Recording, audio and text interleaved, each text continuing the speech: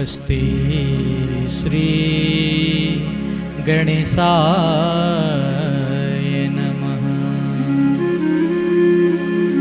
श्री वेदपुरुषाय नमः। श्री गुरुचरण कमलेभ्यो नमः। वक्रतुंड महाकाय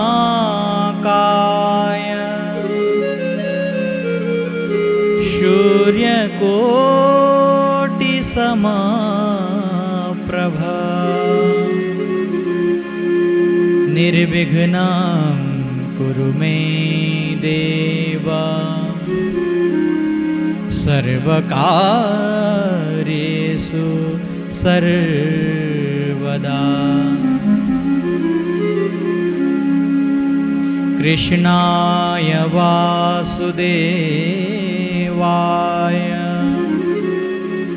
हरये परमात्मने प्रणतः क्लेशनाशाय गोविन्दाय नमो नमः। यं प्रव्रजन्तमनुपैतमपेतकृत्यं द्वैपायनो विरहकातर्या जुहाव पुत्रेति तन्मयतया स्तरवो विनेदु स्तं सर्वभूतहृदयं मुनिमानुतोष्मि।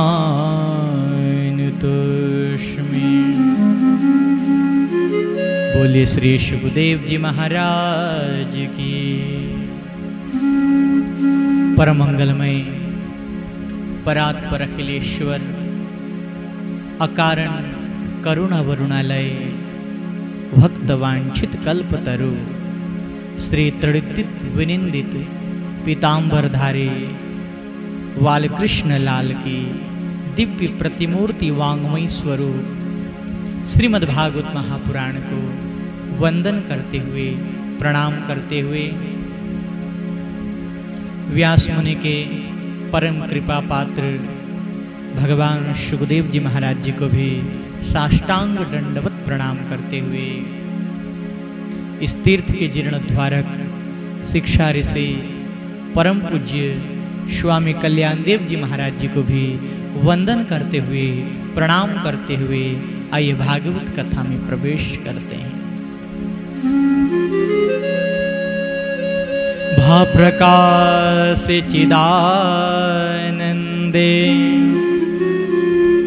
गतिर्यस्यः त्रिलोकीषु वरिष्ठं सर्वशास्त्रेषु तत्त्वं भागवतं विदुः।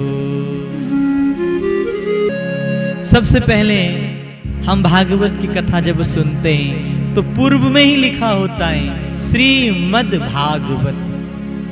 तो सबसे पहले श्री क्या है इसके बारे में जानना भी नितांत जरूरी है। श्री का मतलब होता है राधा रानी। श्रेयतेति श्री श्रावयेति श्री शृणोति आश्रित जन दुःखमिति श्री। श्री का मतलब होता है राधा रानी और मद का मतलब होता है भंडार। यह राधा रानी का भंडार है। और भा प्रकाश चिदानंदे, यह स्वयं भागवत साक्षात सच्चिदानंद का ही तो स्वरूप है। और इसकी गति यस्य त्रिलोकीषु, इसकी गति आप ये मत सोचना कि केवल इसी स्थान पर है। बोले इसकी गति पूरे विश्व ब्रह्मांड में फैली हुई है।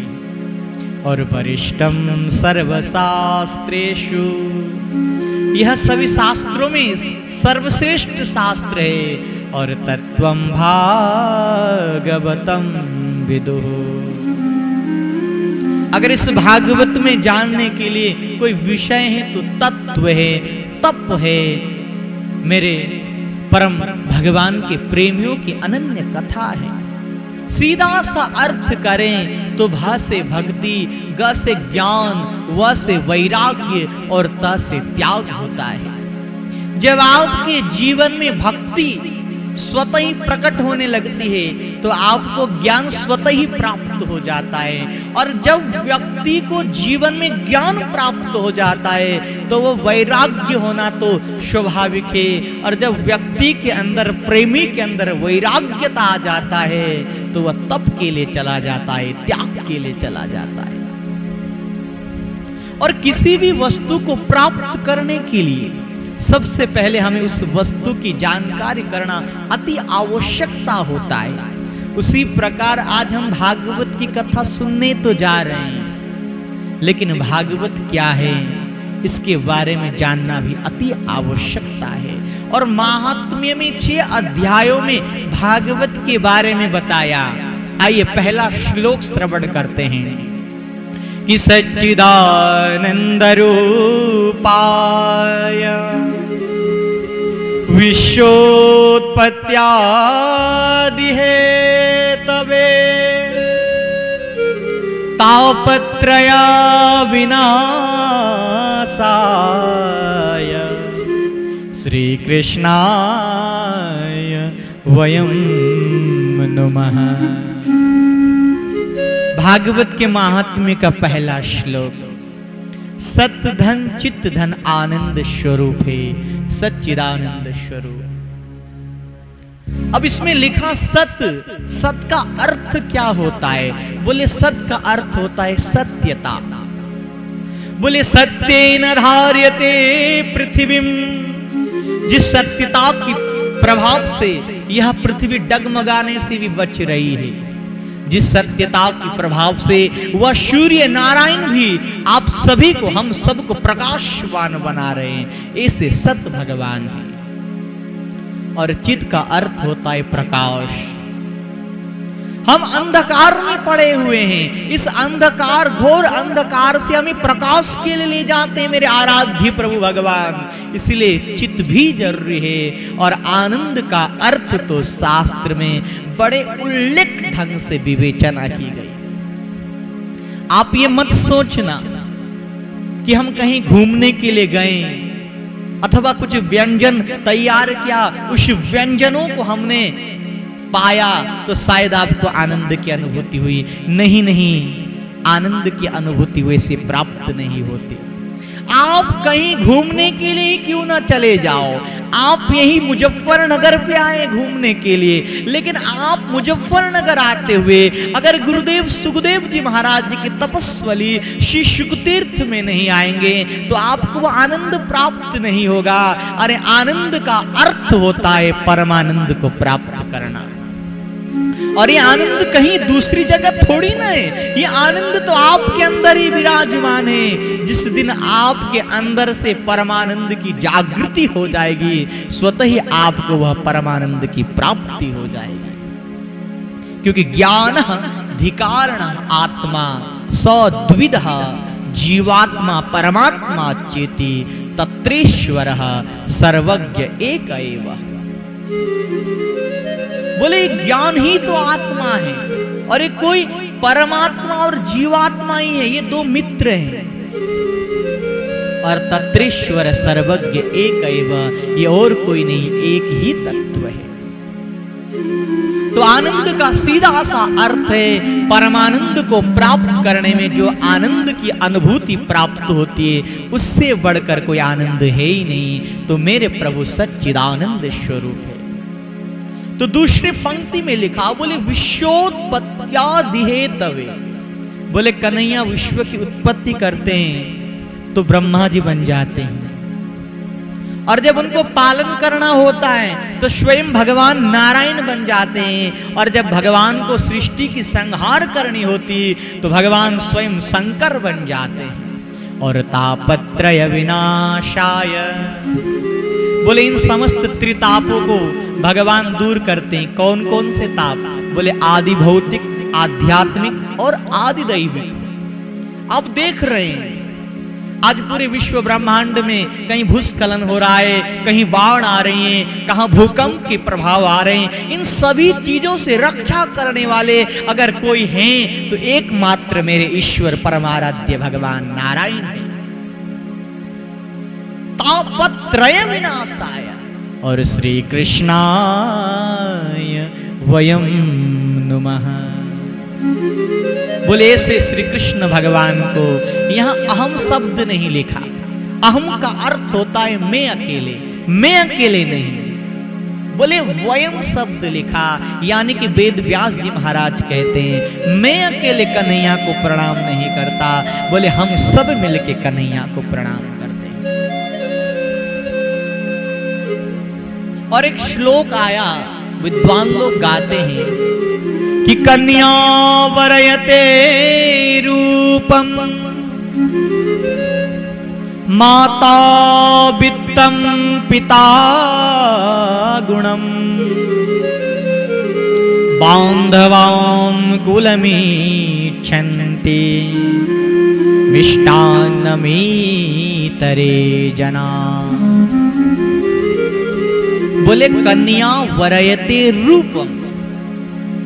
एक बात ध्यान देना, जब किसी कन्या के पास कन्या को देखने के लिए जब कोई वर आता है तो कन्या क्या विचार करती है? बोले कन्या वरयते रूपम, केवल ये विचार करती वह कन्या कि जो मेरे लिए मुझे वरण करने के लिए जो कोई लड़का आ रहा है वो सुंदर हो, बिल्कुल बस यही तक, इससे आगे बढ़ नहीं पा रही। लेकिन माता वित्तम, और माता जी ने सुंदर हो चाहे कैसा भी हो ये नहीं देखा। माता जी देखती वित्तम, कितना पैसा है इसके पास, कितनी बैंक बैलेंस है, जमीन जायदाद कितनी है। और पिता गुणम, पिताजी ने तो बिल्कुल सुंदर भी नहीं देखा, कितने धन दौलत ये भी नहीं देखा। पिताजी सीधा देखते हैं ये कितना गुणवान है, क्या ये समाज का काम करता है, क्या ये राष्ट्र की काम के लिए अग्रभाग में जाके सहयोग करता है। पिताजी ने गुण देखा और बंधु बांधव लोग सोचते हैं मेरी जो लाडली सुपुत्री होगी उनको जो भी आ रहे हैं अच्छे कुल के हो, और इष्टान्नम ईतरे जना। और अन्य लोग तो भैया राधे राधे कुछ बना है कि नहीं वो भी देखना भी पड़ता है, अन्य की तो बात छोड़ ही देते हैं। अब इस श्लोक में जरा ध्यान दीजिए आप, भागवत के पहले महात्म्य के श्लोक में बताया कि सच्चिदानंद रूपाय, और कन्या क्या सोच रही थी? बोले कन्या वरयते रूपम, कि मेरा जो पति हो वो सबसे सुंदर हो। तो हे प्यारे भक्तों, कन्हैया से ज्यादा सुंदर और कुछ मिलेगा आपको? वो तो साक्षात सच्चिदानंद स्वरूप है। और दूसरी पंक्ति में ध्यान से देखना, माता वित्तम, माता जी ने क्या सोचा? बोले माता जी ने ये देखा कि इसके पास कितनी धन दौलत है। और इस श्लोक के दूसरे भाग में देखना, बोले विश्वोत्पत्त्यादि हेतवे, अरे मैया जो विश्व की उत्पत्ति कर सकता है तो आपके लिए बड़ी बड़ी गाड़ी, बड़ी बड़ी दौलत, बड़ी बड़ी रुपए पैसे नहीं इकट्ठा कर सकता क्या? इसको छोड़ के आप कहां जाओगे ढूंढने के लिए? इससे सुंदर और इससे पैसे वाले तो आपको नहीं मिलने वाले।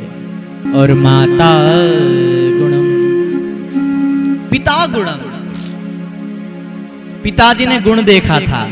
और मेरे कन्हैया भी कैसे? बोले तापत्रय विनाशाय, बोले तीन तापों को नष्ट करते हैं। अब इतने बड़े गुणवान हैं, अब इस गुणवान को छोड़कर कहां दर दर भटकना। और इसी को ही हम, इसी परमात्मा से ज्यादा सुंदर कहीं नहीं मिलने वाले, इसीलिए सच्चिदानंद को ही वरण करना चाहिए। मेरे सच्चिदानंद भगवान से प्यारे और कोई इस जग में है ही नहीं, चाहे आप कितना ही क्यों ना ढूंढ लो। और भागवत के द्वितीय श्लोक में मेरे आराध्य गुरुदेव सुखदेव जी महाराज जी का वर्णन किया कि यम प्रव्रजन्तमनुपैतमपेत कृत्यम द्वैपायनो विरह कातर आजुहाव पुत्रेति तन्मयतया स्तरवो विनेदु स्तं सर्वभूतहृदयं मुनिमानतोष्मि।